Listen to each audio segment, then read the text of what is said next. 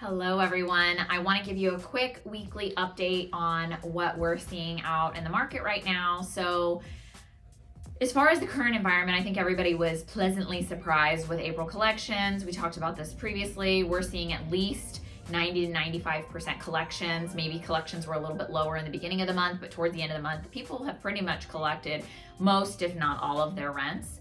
So that's really good news. So now all of our lenders are really looking ahead to what May and June collections look like. I think that was really the biggest concern. Most of us, or at least me, I was pretty confident that April was going to be fine. But May and June, I was a little bit more concerned with.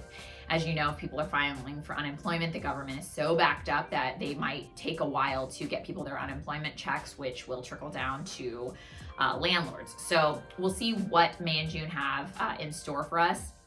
As far as the current environment for lending and where rates are at, I'm seeing all of the big lenders most people know about are seeing lenders that are either not really lending or have their floor rates, meaning they're not offering rates lower than 4.5, 4.75. So they're basically just kind of saying, hey guys, we're really not interested in lending, but if you really need a loan, we'll give you a loan at this artificially high rate. So that's what we're seeing with all the big lenders.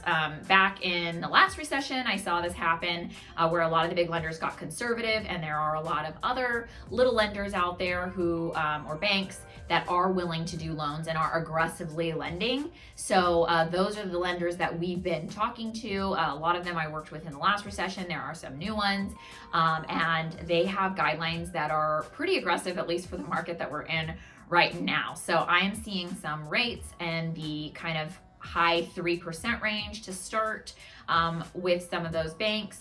Some of them are doing cash out, no problem. Other ones are limiting cash out and limiting loan to value. So it really just depends on your scenario.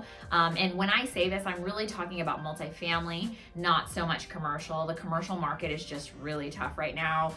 If you came to me trying to finance a retail center or even an industrial or office building, it would be really tough right now, and I would really encourage you to wait until, or you probably have to wait until things start turning around a bit. So, but for multifamily, there's definitely still some options out there, and they're not all close to 5%. There's some in the high threes, just depending on your scenario.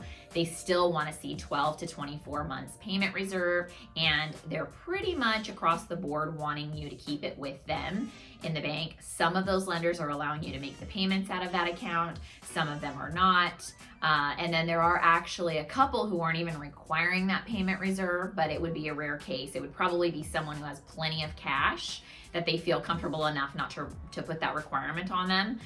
So if you do have that cash, you might be able to get that waived. What else? I think that pretty much covers it for the lending environment and kind of what we're seeing with rates. So if you have a scenario, if you're in a 1031 exchange, I'm hearing about these stories all the time. People are in a 1031 exchange, their lender backed out on them at the last minute, or just came back with terms so conservative that the deal doesn't make sense for them anymore. If you are in that position, give me a call. I can quickly take a look at your deal and let you know if I can help you out. There are definitely options out there. We're not seeing the low threes that we were seeing prior to all of this, but we're still seeing some in the high threes, even the low fours, and lenders who still do want to do the right deals. Give me a call if you have any questions, and have a fabulous week.